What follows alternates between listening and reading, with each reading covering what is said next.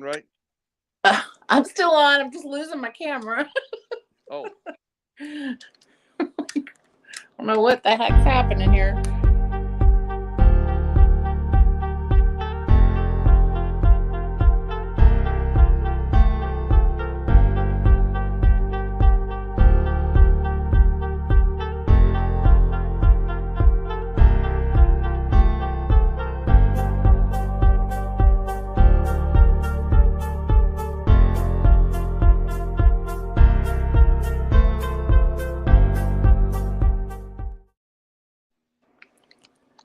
Hi, everyone. Welcome to the Mercedes Lucke Benedict Show. And I'm your host, Mercedes. And I'm so happy that everyone is here with us. And I'm so excited about our amazing guest, Lee Hampel. Hi, Lee. How are you? I'm excellent. Thank you for having me, and I'm looking forward to the show. And thank you so much for having me. Oh, I'm so excited. It seems like we've had a little bit of technical difficulties but we are here and we're only just a few minutes late. So if there are some people that have been waiting, just know that we are here and we're happy to be here. So Lee, I am so excited to have you on. I've talked to you on the phone, but now I get to talk to you in person. Yeah, no, look, yeah, we Yay. our previous conversation was very well received. I very much enjoyed talking with you. Oh, thank you. It's so great. So I'll give people a little bit of intro to, I found you years ago, actually 2000, probably 2019 is when I actually first saw The Beast of Bray Road. And that is a small town monsters, part of the documentary series that they do. So I started watching that show several years ago, and it's one of my favorites. So I just decided one night when I was watching it, like, I'm going to contact you. And I did. I'm glad And you did. yeah, I'm so glad. So, for the people that do not know about who you are, can you kind of just give us a little rundown about? I'm trying to fix my light. Right before this happened, my camera messed up, so I'm kind of kind of doing Okay. this weird stuff with my phone. But anyway, can you tell the audience a little bit about your background, because you are, for one thing, you're an incredible paranormal researcher on like major levels of incredible dedication. Could you tell us a little bit about yourself?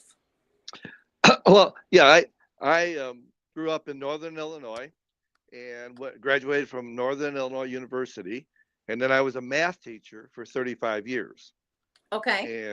and math and actually computer science teacher for 35 years. And I retired in 2000.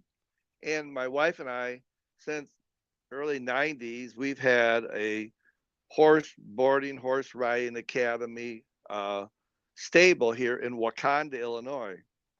And and I was baling hay and making hay at my mother's property in Burlington, Illinois. Well, in 2007, we purchased 35 acres in by Elkhorn, Wisconsin. Knowing that, so, my mother was 95. She passed away in 2010, 96 years old. Bless her soul and love her so much. But so 2007, the property was purchased. I began farming it in 2011, but a neighbor farmed it previous to that, and he baled hay on it, and we sharecropped it. In 2011, I began farming, knowing nothing of the Beast of Bray Road or anything like that. So, Right. um, so it, 2000. Oh, Okay, I can okay. continue. So for one thing, so this is amazing. So you actually, you actually have horses, like a bunch of horses and a riding stable, which is amazing to Well, me. in 2010, we progressed away from 2011. I'm sorry, we progressed away from that, And now Okay. we have 5 horses. We have cows and goats and sheep. So we diversified. We had to in 2009 during the recession. The horse industry just collapsed, and so then we diversified at that point. And so now we have a hobby farm or a farm with horses, cows, sheep, goats, dogs, cats, chickens, ducks, turkeys, you know, Can I live etc. there? That sounds like my house. Oh, it's wonderful. It's wonderful.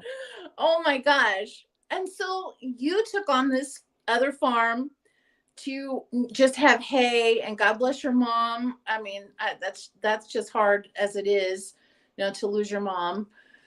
So Thank you. yeah, so you started being out, you started just living your life and doing this, and things just began happening. Yes, yeah. In 2013, I farmed 2011, 2012, and actually 2013. In September of 2013, I was going. I cut the hay, and I was going to bale. It would have been the third crop, and I was going to bale. It was on a Sunday, and the Bears were playing the Packers, and so I contacted the two men I had here in Wakanda to if they would help me bale hay, and I said it's Sundays. Oh no, we can't bale hay Sunday. Bears are playing the Packers, you know. And I go, oh, okay. So then I had two young young boys, or they're 20s, and in Elkhorn, and they were helping me. And I contacted them, and I go, oh, are you guys watching the Bears Packer game? And oh yeah, we can't help bale hay, you know. So I gotta bale this hay. If it's on the ground and it's dry, it's got to be baled. So I went to Elkhorn. It's 35 miles from my home here in Wakanda to my farm in Elkhorn. And I was going by the neighbors, and there was 2 of them standing out there, and I knew them. And I stopped in and I said, "What are you guys doing? Are you watching the Bears Packer game?" They go, "No, we're just hanging around." I said, "Well, would you help me load? Would you load the hay? Let's bale the hay and load it." And the guy, yeah, we'll do that for you. And I said, so I paid whatever amount at that time, and they said, no, just buy us. We're in Wisconsin. Just buy us a case of Coors beer. Okay, that's a deal. So after like 3 hours of baling hay, then we were standing at the west end of my barn, looking out at my 35-acre hayfield, which uh, was there, and the one gentleman said, the werewolf lives back on your property. Now that was that my youngest son had told me he in like 2008 or 9 that somebody he was in the Navy, and some Navy guy said there was a crazy animal running around in Elkhorn, and I just dismissed it at that time. So, but then when this gentleman said, the werewolf lives back on your property, I go, yeah, your eyes are brown, you're so full of it, he goes, no. They start telling me about all the farmers who had seen it, and I knew them, and this lady, she saw it on Bowers Road, which is uh, parallel to Bray Road. My property is a quarter mile from Bray Road, and my address is actually on Bowers Road, but I'm a quarter mile from Bray's Road. She saw it. It's in the middle of the road. It jumped from the center of the road to the cornfield, and her mom was with her. And this guy ran through his property, and this guy saw it on Bray Road eating a raccoon, and this guy saw it coming out of his barn, and in his barn he went there, and the bales were stacked up into like they had been moved and stacked into like a little room type thing that he saw it coming out of his barn. And I go, what are you talking about? And that was September 2013, and I put out a raccoon that I found on the road. I put it out in my property on the fence line. I dropped it into this 3 foot tall grass. I went out a couple of days later, and it was from, you know, cut from this head to its tail basically, and all of its innards were gone. And I'm looking down there, and I go, well, that's crazy. It got to be a hawk or something getting in there, because all the grass was still around it. and then like 3 days later, that raccoon is out of that hole, and no, and all the grass is still tall around it, and it's like 15 feet away and put in a little pile. And I go, well, what's that? That's not a hawk can't do that.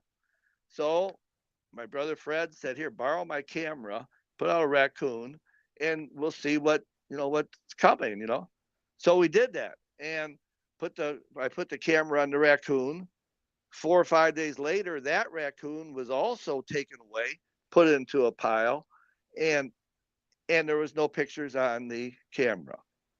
Well, Wow. 20 cameras later, 20 roadkill deer later, uh, I I have some pictures. 100,000 pictures are on my computer with most Yeah. paranormal activity, and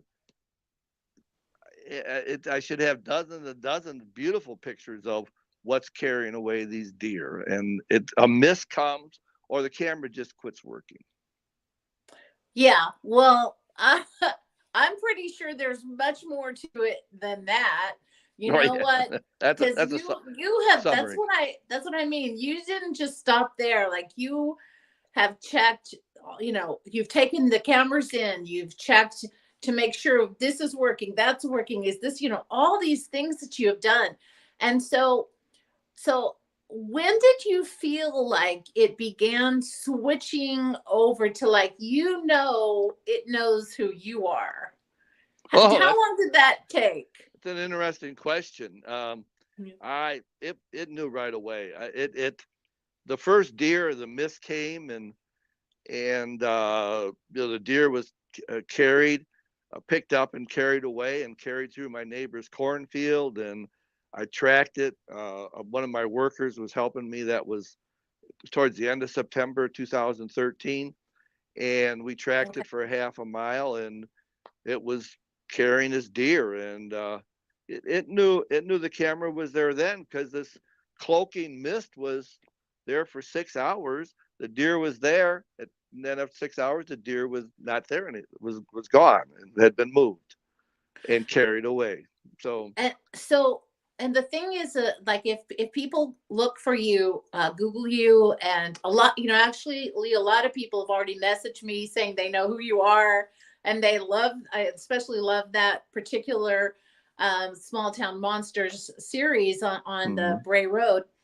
um so people know your story, and if they haven't or don't know it, then I suggest that you go and find the story. And in that particular, I just watched it the other day, and it's right there. Like, you see the mist, you have Mhm. tons of camera shots of this thick mist, and the deer's gone. So Deer there's, gone. can we That, talked the other day about there's a picture that you had where you didn't, you could smell something odd when you mhm. were walking. Could you talk about that? I think that's just fascinating. Well, there's a smell that's been there 4 or 5 times. It's a very strong skunk, dog urine smell, rancid smell. I've been with in one of the workers was with me, and we were in the cornfield tracking it in 2013, and that smell came into the cornfield. And this guy's a weightlifter, and you know, very strong individual. And I turn around, he's running away, running back out of the cornfield, and I say, hey, let's keep going, following. He says, no way. He said, I'm not coming back in here with that smell. That thing is right here, and I will have a shotgun. Well, I would never shoot it with a shotgun, but that smell is very, very bad. Linda came one time, Linda Godfrey, and I contacted her because I looked up, and who do you talk about this thing, which now I know is the Beast of Bray Road, and I contacted Linda, and she was very, very helpful, and she came out. And the one time she came out to the farm, we got out of my truck, and the smell was there. I said, Linda, the smell is here, you know, and that's the time when I walked up to the deer. And if I don't know if you want to show any pictures, and half of my body is cloaked. And I walk over to the deer and I say, it's not the deer doesn't have the smell. And then we checked the camera, and that mist had been there for 4 hours, and the deer was still there at that point, but it had been moved, and that happened many times also. So so Basically, in the shot in the camera, though, you didn't. There was nothing there, no, but nothing. it was there. It was There, like there, but it wasn't there. I've been in the mist in front of the cameras quite a few times, and you can't see it. The camera picks it up, but you cannot see the mist. No, it's a bright, clear day. That day that Linda is there. Right. And so if you and was that the only time that you had the smell? Okay, so now we live in Arizona and we'll get, you can have if people ever smelled a skunk, then that's kind of a yucky smell. But then Yeah, we have the javelina. And so when they come by, it's either a skunk or a javelina because you can smell it for a long ways. But that's an actual physical being. So when has it always been that if the mist is there in the picture and you're in there that you smelled something, or was it different? not every time. Okay. The smell. Sometimes the smell. I'm not near the camera. 2016, I was baling hay, and the workers. I always take them to go eat. My mother says you got to feed the workers. You got to feed the hay balers. So we would always go to a burger place there in Burlington, Wisconsin. And I came back. It was 7:30. This was July of 2016. My one tractor had been left halfway out in my field. Now my field's a half mile long, so I said I'll walk out, and it was a 1947 Alice Chalmers tractor that I used for raking the hay. And everybody was gone, and I have a room that I stay in and when I'm baling hay. And so I walked out to pick up the tractor and bring it up to the barn for the evening, bring it up to the barn. We were done with it. We were done baling. And when I got close to the tractor, the smell hit me. Now, I'm not near any cameras, but the smell hit me. And it was coming out of a wetland that's on the edge of my property. A wetland area is about a couple acres, not a real big wetland. And you could tell the smell was coming right out of that wetland. So I started the tractor, 1947, like I say, Alice Chalmers. So it's not a big electronic tractor. And I'm going, I got this guy. Now I got him. I'm driving. I'll drive right through that wetland. It was July, so the wetland was pretty dry. And I get like right to the edge of the wetland, and the tractor basically quits running. Oh my God. And I go, oh, okay. I don't. So I had to choke it, go down to first gear. You got to keep playing with the choke, keep playing with the the, the gas lever, the lever. Put in first gear, and I turned to go towards my barn. I got like 200-300 feet away, and the tractor started running perfect, and I went up to the barn. So that time the smell was there, and I have had uh, other situations. Snowmobiles quit running at certain times, and that smell was there that one time too. Or like one time, my snowmobile quit running, and there was a I was going by a woods, and there was a loud uh, knock on a tree, and then my snowmobile quit running. Oh So my so it's. I mean, that's just a few of the situations, the stories that's happened in the last you know 10 years. Yeah, and I don't I would be so scared.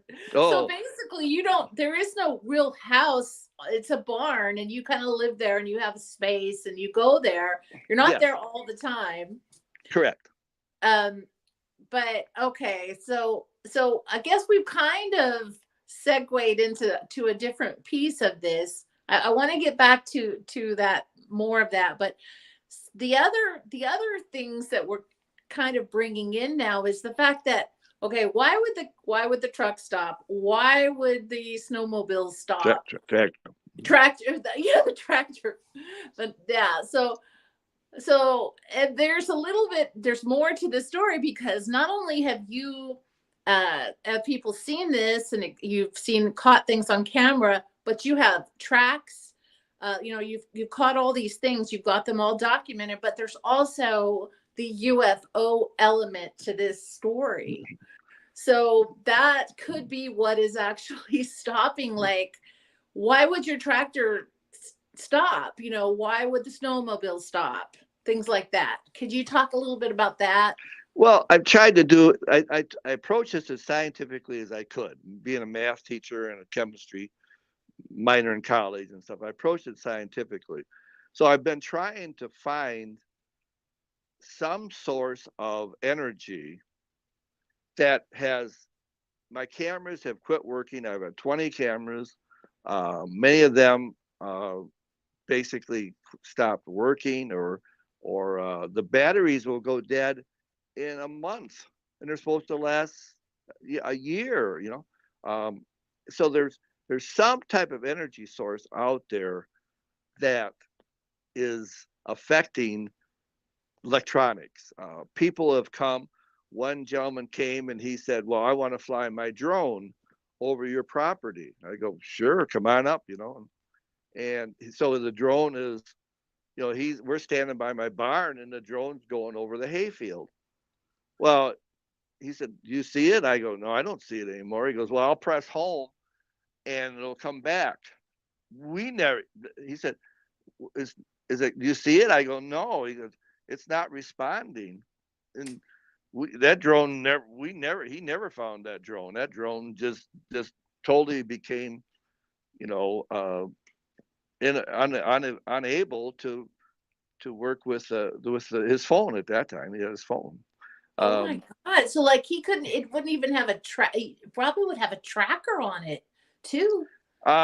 He's Mhm. driving around the field for about an hour, and he didn't find it. So I don't Wow. know where but other people with drones, they have not sent pictures back. They can't find things, and there's been a lot of electronic situations out there. About a year ago, I thought I don't know if you know Adam Davies. He's a researcher. But anyway, he came and he forgot his EMF meter. So I picked it up and I went out in my field, and within 30 minutes it went to overload 3 times. Whoa. So I called him and I said, "You left your EMF meter here." I said, "What does it mean?" Because I didn't know. I knew electromagnetic field, but I didn't know a lot about what that meant. Right. And he said, "Well, yeah." He said, "We took it out there. We didn't get anything." I said, "Well, I took it out, and and within a half hour it went to overload 3 times. And I've never had it go to overload. And there's no electrical field out there. There's no wires. It's a half mile from Bowers Road, which has some, normal rural electric wires on it, and Bray Road has, electricity wires, but they're just normal household farm type wires. They're not high tensile, not 500,000 watts. Well, we know that, And all paranormal situations, there's draining of energy, draining of equipment, things stopping and starting. So yeah, there's something there. well, and then I did purchase one like a year ago, an EMF meter. And Okay. I don't know if you know, milligauss is a measurement for EMF, and micro Tesla is a measurement. Okay. The meter goes off at 4 milligauss, and maybe some of your listeners could call or whatever, however you work this, but 4 milligauss, it starts to flash red and beep. Well, it's out it's a half mile from any type of electrical concept. Well, it's gone to 1700 milligauss out in my field. 1700. And that's not possible. It's not. A microwave is 2 to 500 milligauss. So Wow.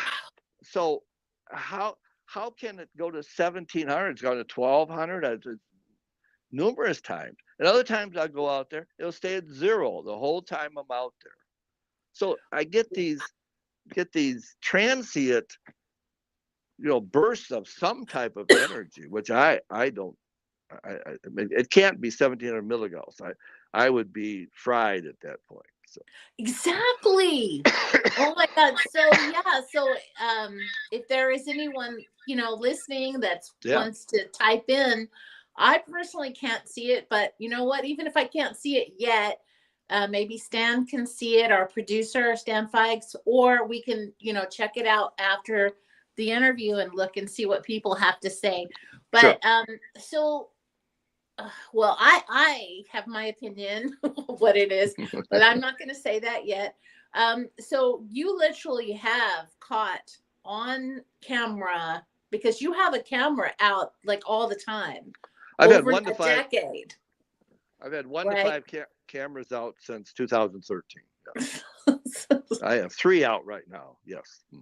Yeah, so you have actually caught amazing evidence. And I would love for you to share what you can about that. I know that you can't share everything. And I appreciate, I know that you just were on Coast to Coast just a couple of days ago, which is a really huge show. And I know you've been on there several times, or I think this was your third time. And you've been on other amazing shows talking about this. So give us an explanation about the egg. You call it the egg. The Easter egg. Well, I have many UFOs. Many UFOs on camera. I've seen orbs out there. Certainly night vision orbs. I've seen infrared orbs with my night vision. I have hundreds of videos of orbs coming up to my truck and playing peekaboo and actually coming inside my truck. And they're all of a sudden they're inside there, and I got pictures, videos of those. Um, UFOs. It's my neighbor. Everybody, if you go like a mile from my farm, every farm has had some type of activity along these lines. My neighbor right next to me, uh, probably 500 feet away, she's lived there her whole life in the farmhouse. And she lived there, then her and her husband purchased it from her mother and father.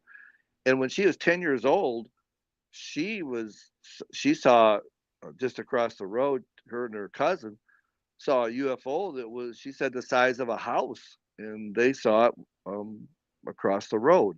So everybody's seen like a UFO or orbs, or has seen the Beast of Bray Road.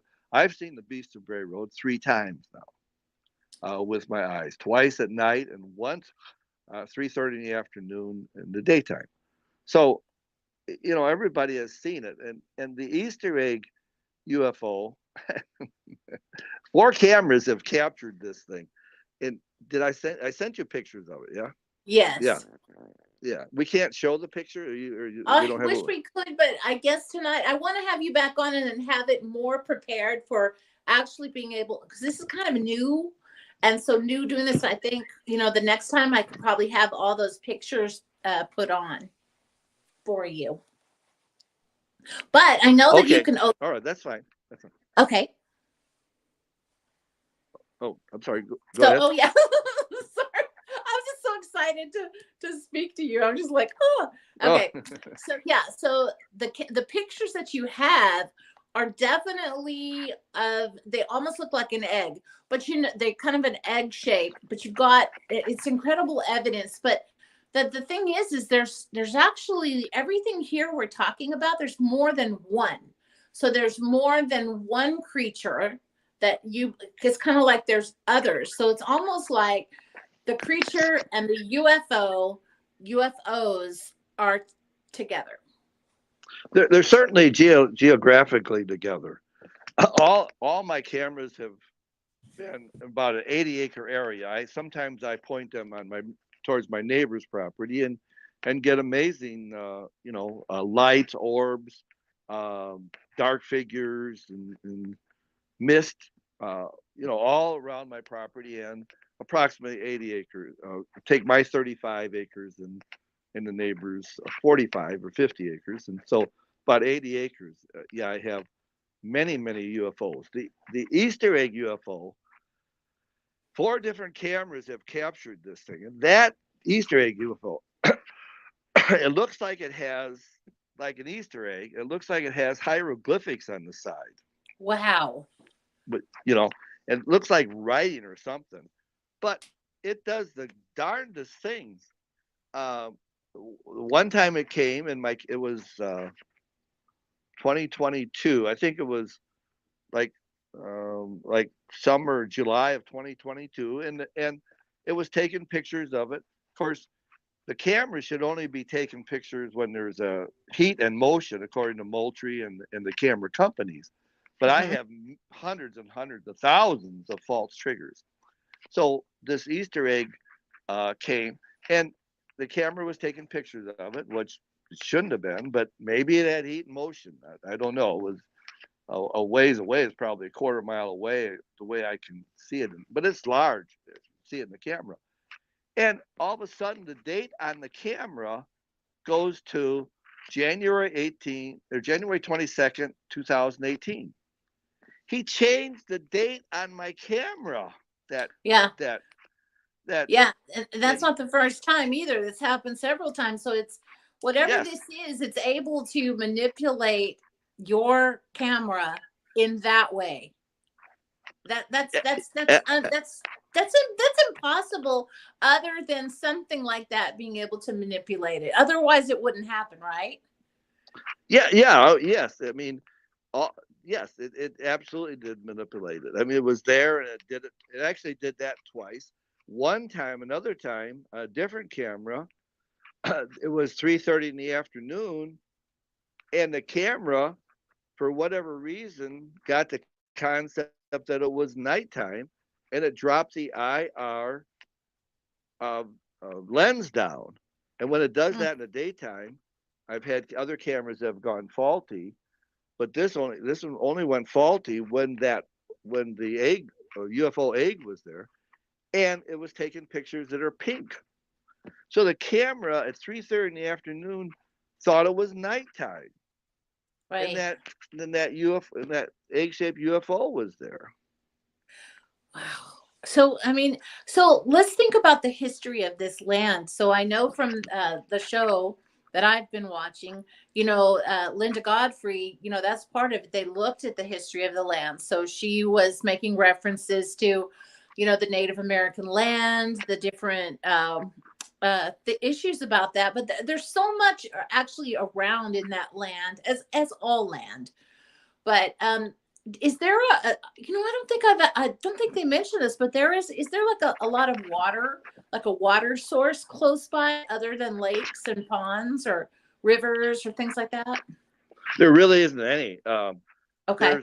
There's one drainage ditch that is to the north of my property, and that's my land is tiled, and it goes over to this drainage ditch, which would have been probably a lot of that work was done in the 30s, when we were having our restoration from the Depression, and there's a drainage ditch that's like probably a quarter mile away. That's the only water near my property.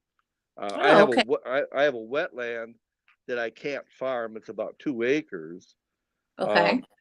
Because I could tile that over to the drainage ditch, but I like the wetland, so I like, because it has well, it's had a lot of activity in there. There's been a lot of things have happened in the wetland. So when you say the wetland, so there's a lot of water there all the time, like no, it's just in the spring, and if we have a wet summer, it'll be wet in there, and it's not a marsh.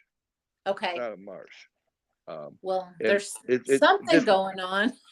well, yeah, it's just not able to be farmed. The drainage tile didn't weren't put into that by the previous owners of my property, and I'm not going to drain it, so I like it. So Yeah. so it's I mean, like in July, I could drive if my tractor wouldn't have quit running.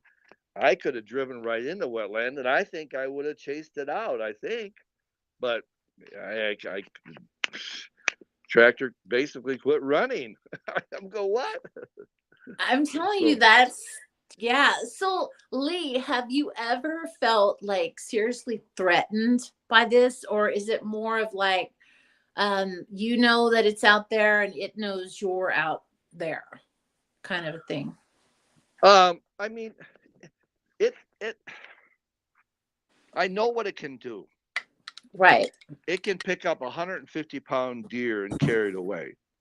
It can mutilate a deer. It can cut off the front quarter and just look. It's like precision knife cutting, and Yeah. cut off the front quarter of the deer and just take the front quarter away. It did that many times.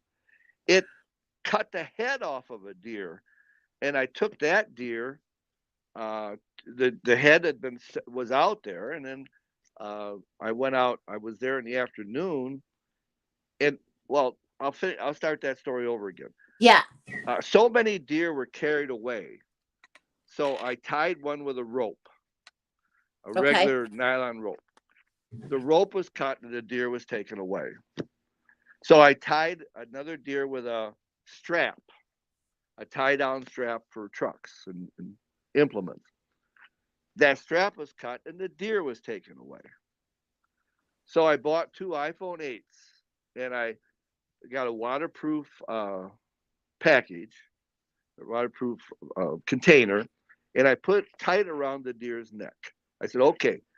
I had my brother Fred and another friend and me. We had our iPhone finders, and if this deer is carried away, we know where it's going to go, you know. Right. So every 2 days, I would go out and change the iPhone so the battery didn't go dead. And the deer, the coyotes ate the deer some, and kind of pulled it out into the field, and that's all on camera. And then my brother Fred called me. He said, "You know, that deer is a mile away south of your property."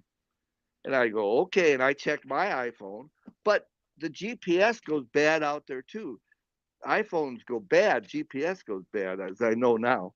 Um, and so I went up there, but the deer was still in my field, and the iPhone was still around the neck. You know, so I took a picture of it. I was working. I stayed in my room that night, and the next morning at 9:30, I went out. Now the iPhone, the parachute cord, which is around the deer's neck, was cut, clean cut. The iPhone was thrown about 6 feet away, and the deer's head had been severed off. And I took that deer. I picked up. I collected that specimen, that carcass. I collected that. I took it to a gentleman who I knew was a butcher, and he doesn't know anything about it. I said, "Look at this deer's head. Tell me how it was cut off." So he looked at it and he goes, "Well, the only thing that can cut the vertebrae like that and just cut it clean off like that is a cleaver." I go, "Cleaver?" He goes, "Yeah, well, look at it. It's just clean. It's not a knife." He said, "It's got to be a cleaver." Well, if there's somebody running around my field with a cleaver, that's more scary than the beast. But but there's nobody in my field with a cleaver. So the beast cut the deer's head off. So I know what it can do. You know, it cut right through the vertebrae. So I know what it can do. So I I give it a lot of respect. A lot of Yeah. respect. But just the fact that it has just the fact that it can't be another animal, because if it was a wolf or any of these things, it would be chewed on. It wouldn't be a It- cleaver. yes, absolutely. And Exactly. I mean, also a wolf or a coyote or a bear or cougar, they're not there. There's none of those in southern Wisconsin. They'd be on my camera. The only thing I get is bear and deer, or bear, coyote, deer, raccoons, skunks, stuff like that. Okay, on the Uh, coyotes, and we have coyotes here, and they're not that big. they certainly don't carry cleavers with them. Oh, no, And no, no. but yeah, so when you put that, around its neck and it ends up somewhere else, I mean, to me, I mean, I'm a total believer. I know that there's something going on. I'm just wondering what other people, I mean, do you feel as if that land, uh, I mean, has this been something you think in the history of the land? Like there's other reports, even like in the 1800s, like maybe somebody wrote about things like that, like they saw strange things in the I history. mean, I think, I asked my neighbor, like a year later, I asked him, why'd you say the werewolf lives back on my property? He said, that's what everybody around here says. And it was originally the Lucke farm. And Pat Lucke and Bill Lucke bought the farm when they got married in the 40s. And they bought the farm at that point. And everybody said the werewolf lived on the Lucke farm. I didn't know that when I purchased it. So, so I mean, it's I don't know Yeah. if it was there, but everybody around it has seen it. Now, I'll tell you a story. In 2018, Pat Lucke, Bill had passed away in 2016, and they still live right next to my barn. I bought 35 acres of the 80 acres, Okay. and Larry had their son had purchased the whole 80 acres, but he sold the buildings and 10 acres to his sister and to his mother. So she had lived there since she was 20, and she was in her 80s. She passed away, I think, 2 years ago, and she was 90 something. But she came over like 2018 when I had not told anybody until some of the shows, until really the Beast of Bray Road Small Town Monsters came out. Then I started telling my neighbors I had cameras out. Nobody knew it up to that point. Okay. So so I'm in my barn, and her house is probably 500 feet away from my barn, and I see she's coming over, and she has her lawn tractor, and she drives up to my barn, and I walk out. I say, Pat, how you doing? And she says, I'm doing fine, but I understand that you have cameras out now, and you have, and I said, yeah. And she said, well, Lee, she said, when you go out at night, just be very careful. And then she drove away. I go, Pat, I'm thinking, what do you know? Why'd you drive over to my barn and tell me this, Lee? When you go out at night, be very careful. So she knew a lot, but people would not talk about it. They Right. they still won't talk about it. Yeah. You said that. I'm like, people do not want to talk about it. I guess, like, Lee, like in my situation where we're at, and I've had to ask numerous people, have you experienced this? It took years to finally get some people to speak to me about what happens in our area. So I understand. I want to know. I'm just so glad you just, with your uh you got that, you're smart, you handled all of this with, you used really intelligence to do this, so I applaud you for doing this. But yeah, so Lee, like, in the small town monsters one, they that one guy, they had, it was like an hour, it was like 45 minutes from there, so Hmm. it was over there too. I can't remember the name of this, but it's in that, it's before your scenes. But that was like 45 minutes from where you're at in there. So it has to have a range, a wide range. Well, there are many of them. I have 5 different types of tracks. Right. And the 5-toed 7-pad track, which is it's a 5-toed 7-pad track, canid track, three by 3.5 inches, that I've seen hundreds and hundreds of times. Many people have seen it, and there's no animal in the world that has that track. and I have other tracks. I have a fifth print track. I have a three-toed track. They're not as common as the five-toed seven-pad track. Mm. Now, for what you're talking about, Linda was a reporter. Linda Godfrey was a reporter, and her function, I mean, she felt her goal was to talk to as many people as would talk to her, and and she wrote what 18 books I think on cryptids, and many of them a Dog Man of Michigan, and the other ones about the Beast of Bray Road and Dogman and other ones.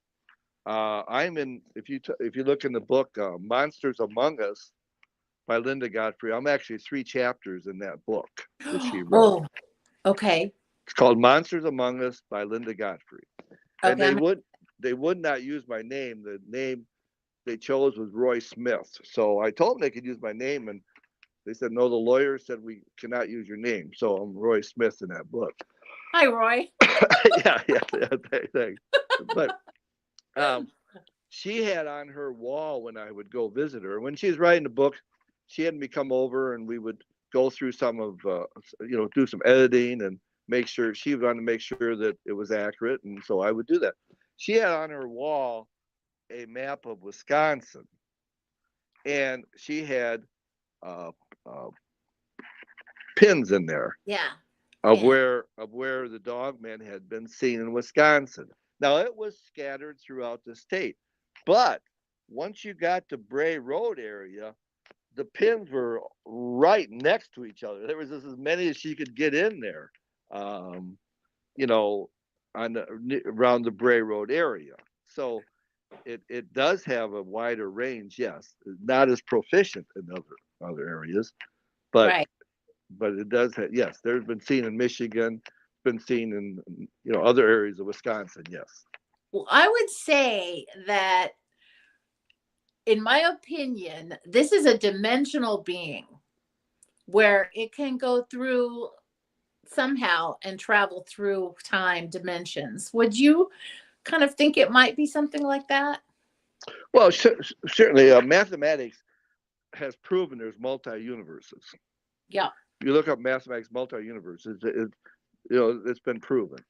Yeah. Um, I will be tracking in the snow, especially now we have snow finally. I'll take my snowmobiles out next week and look for tracks, and I've found many unusual snow tracks and tracks in the fields too, dirt tracks too. But I'll be tracking it, especially in snow, and it'll just stop. It'll be walking along. It takes them 2 to 4 foot steps, and they're very straight line, and they're 2 to 4 feet apart, and there'll be a track, and sometimes there'll be another footprint by it, and that'll be the end of the tracks. There's no more tracks in my field. Mm. That thing disappeared, or a spaceship picked it up. Certainly, I mean, it can't just it didn't stay in this universe, or it didn't stay. It either was picked up by a spaceship or it went through a portal. I have some pictures of portals too. Oh, okay. I haven't seen those. No, no, you haven't seen. Oh, Well, yeah. I have 100,000 pictures on my computer, so Whoa. Okay. yeah, So, yeah, and for most of people, them are paranormal activity, and also right. it'll just start in my field. There'll be 2 footprints, and it'll land or start, and then walk away with a very like a model, very no straddle, very straight, no toe drag, and it'll go to 2 to 4 foot steps. So Yeah. yes, it comes and goes at will. Yeah. I showed my husband the pictures, and he's real mathematical. So he was like, yeah, that's 4 foot. And then it's that one where it almost just stops, and like at that angle, it just heads the other way. And it's like a regular foot wouldn't do. I mean, that wouldn't normally happen. Just like a corner, like Well, I boom. took it. Yeah, it'll turn 90 degrees just like this with a couple steps. I've seen that several times. They'll turn a 90-degree corner, and it's just bipedal. It's absolutely bipedal. Yes. Well, so I just one question. I know we're kind of running out of time. But what about other things? Like I know you've already got your hands full with everything, but have you seen any ghosts or apparitions or things of that nature? Oh, I have many. I have pictures of ghosts on my cameras. Yes, I have Okay, so absolute ghosts on my cameras. Yes. okay, Mm. so this and is just everything. and light figures. I'll be looking through my scope, my night vision scope, and you'll see a white figure. And I have an assistant that's been helping me the last 4 or 5 years because it's a lot of stuff to work with. Yeah. And we were out one night. We both had scopes, and here was a white figure going along my fence line. And you take away the scope, you can't see anything. But through the infrared scope, here's a white figure walking along my fence line. And it wasn't of this world, a ghost or apparition or a light source or I mean, some it had some energy because and it was in the infrared range because the camera was a night vision camera, and you could follow this figure going along my fence line. And I've seen several times. I've seen you know white figures out in my field, with the night vision. But my Well, cameras also, I have many pictures of ghosts on my cameras, which I would consider ghosts. Yes. wow. Oh, so let's can you tell the audience some of the different shows that you've been on so they can look for those? I mean, there are some really great things that people have investigated. Could you talk a little bit about that? Well, Travel Channel, the best one on Travel Channel was called Paranormal Declassified, and I think it's called Chasing Skinwalkers or American Skinwalkers Yeah, with something like that. with Paul Beeben. That he did a good job. Um, then there's one Search of Monsters on Travel Channel that's a pretty good one too. Search of Monsters. I think the name of that is Beast of Bray Road. But Okay. anyway, and then of course in Discovery Expedition X with Josh Gates is um, that's called Chasing Skinwalkers. Okay. But you get disappointed. Pat Spain, there was another one, Legend Hunter, or Hunting Legends or something. That was on Travel Channel. And at the end, he said it was a bear with mange. A bear with mange, they don't live more than 2 years, and there's no bear there. Um, Josh Josh Gates has found a five-toed, seven-pad track. He saw red eyes, which I've seen red eyes there. Uh, and and then he comes to the conclusion, and then the second episode that on Expedition X with the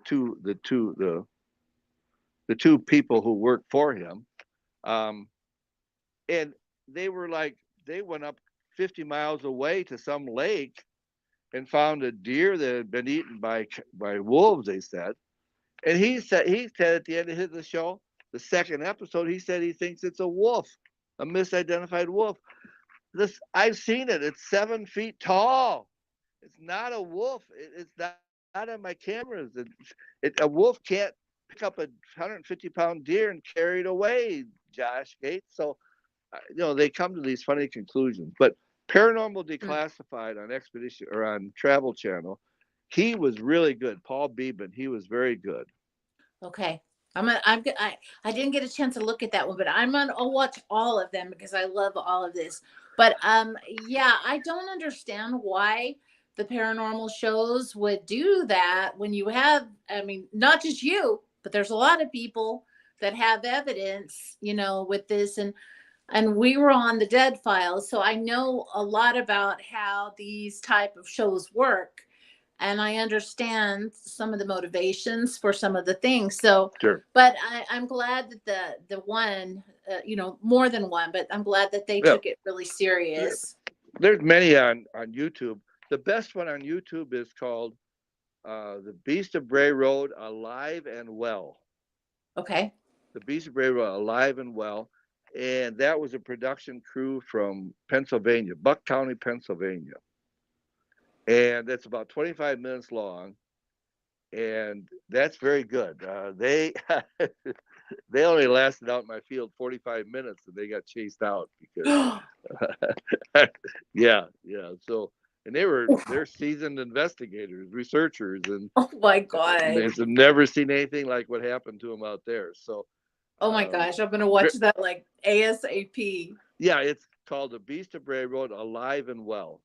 Wow. It's Lee, I mean, you're like, I just think, again, I just think you're awesome for, keeping this up. I don't know of anybody that actually, I mean, I'm sure they're out there, but I don't know anybody that's as dedicated to you, like, except for myself, to investigating. But well, I love this. I love this. And can you tell us about any upcoming things that you might be on? I know you're just on Coast to Coast, so everyone should go right. watch that. And now you weren't with George Norrie, but as a lady normally Connie interviewing you. Connie Willis has interviewed me, and she was, I think, that fall of 2022. She came and stayed. She came in an RV with a couple other people and stayed for 3 days and had some very, very unusual experiences. So Wow, yeah, and so that's amazing. I That's mean, amazing. I'm doing another podcast February 1st and another podcast February 15th. Um, I've had interest from History Channel and some other producers, but I'm not. I my I say I will, if you do 8 episodes, I will do it. I'm not going to do the one episode. You just come in, you you it's treated too um, cursively, I guess if that's a word, or it's just they treat it so like it's a joke. So I Mm. tell them, if you want to talk to me about 8 episodes, I will talk to you. But I want it done professionally. I want it done educationally. I don't want it done for um, Yeah. glamour or hype. I want it presented educationally. And they said, well, okay, but then I don't hear back from them. But that's okay. But NPR came 2 years ago, 3 years ago, before COVID, 2019. A crew came from Seattle, and they do stuff for NPR, and they spent 8 hours looking at my pictures, looking at my castings, and talking. And a couple of days later, they emailed me back and said, "Lee, it's just unbelievable what you have, but we don't know what to do with it." I thought that would have been a good place to present it, but they weren't willing to. They said, "We don't know what to do with it." But Wow. Well, I tell you what, that may have been maybe maybe that was just because it was pandemic era, well, no, and no, it was before that. It was the summer of oh, 2019. okay. May. Well, It was May of 2019. well, you know what? What you're doing is just perfect because you're just sticking with it. You're doing your research. You continue to do your research, and the story continues to evolve. And you've got, I mean, there is something on your property, and it's definitely showing itself, and you've got it recorded, and um but personally I think that if this was something that was like out to get people, it would be terrorizing the place. So it's like it's living, it's not really terrorizing it like, like a horror movie. It's It, it, living it there. It's doing things. it, It's very, the intelligence is high. It's the UFOs, the beings, all of it's, they're very intelligent and they know exactly what they're doing. And they know they have a smart it, person. it plays games with me. I mean, it hit my truck with a stick. Um, I mean, I know it did. It hit the back of my truck. I backed up right away. The stick was laying on the ground, and there was nothing there. And later, I went into my assistant went into the woods, and here was two more sticks, a foot long, that had been broken off. So it had ammunition. It was waiting for me to come by the wood on my fence line. Right. And I put my camera out. I walk away from my camera, and all of a sudden the camera will get twisted, 60 degrees. And I actually have a finger in one of them. And I'll come back an hour later or half hour later. I'm looking for tracks, walking around, and I see my camera's all twisted. So I got to straighten it out again. So he twists my camera while I'm walking, looking through the field looking for tracks and things. So he plays games. He's very intelligent. He has he did jump on one lady's car and scratch her car. That's the only thing that he chased a girl up a tree for an hour, growled at her and stuff. Did they see him? Did they actually physically see him when they chased the person up the tree? Yeah, the girl was 10 years old. Oh yeah, yeah. So he definitely, because what's fascinating is, and the pictures, there's shapes. You can actually, some of the pictures that you have show the figure. Oh yeah, and it's big. It's big, but it's like it can disappear. It's like it can be there and then it's not. It can't. I mean, in May 11th of 2021, I saw it at 3:30 in the afternoon. Now it was a quarter mile away, but it was huge. I knew it was huge right away, and I took pictures with my iPhone of it. And I have a cameraman who helps me understand the pictures some. And he was in Hollywood. Now he's in Chicago. But he said, "Oh, Lee, I got an app. I'll tell you how big it is. It'll take, the app will take into the focal length and everything that the iPhone 11 had. And it does that just by looking at the picture." And he told me the figure that I have the picture of, it's a quarter mile away, is 6.5 to 7 feet tall, and the shoulders are 3 to 3.5 feet wide. Okay. It was huge. And I watched it for 3.5 minutes, and I took pictures for 3.5 minutes. Well, so that would be really, if it stretched its arms out, would that be like 6 foot, 6 foot out, 6 foot over 6 foot tall, and 6 foot out if his arms were out? I mean, the one time I saw him, he was looking over an embankment at me, and the embankment was 5.5 feet tall, and his eyes were way above it. So he's 6.5 to 7. People say he's 7 feet tall. They've seen him standing up and running and things. Mm-hmm. His arms, I mean, his legs are long because he can take 4-foot steps. Right. He's got long legs. This is so fascinating. Oh my gosh! Thank you so much for being on, and I hope you'll come back again, like maybe next month or sometime, and then we can get the pictures up and going, and I can talk to you a little bit more about everything. I don't know if you want to come back, that'd be great. Hey, sure. This has been very, very enjoyable. Thank you for having me, and thank you for presenting the material. Thank you. Oh, you're so welcome. Is there, can you give everyone, like, where can you be reached? I'm sure a lot of people have questions, and hopefully you're going to create a book one day. I think a book would be important. I have a person trying to write a book. He been an editor. He was editor of the Wisconsin Fishing and Hunting magazine. He's edited over 50 books. He's trying to write a book, and it's so comprehensive. It's so unique. It's so diverse that he's having. He has 2 or 3 people trying to help him write a book, and they're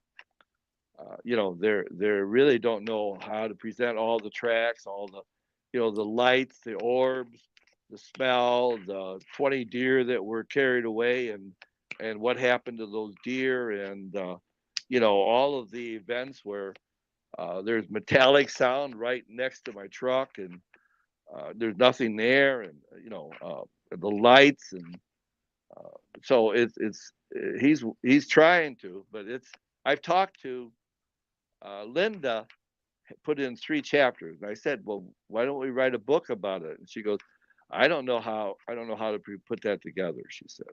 So Well, I think it's something that just has to be broken down, like you said. Like if somebody, if it was a series of, because like here on this situation, it's there's too much. So it is difficult, but I think it would be. I'm sure where there's a will, there's a way.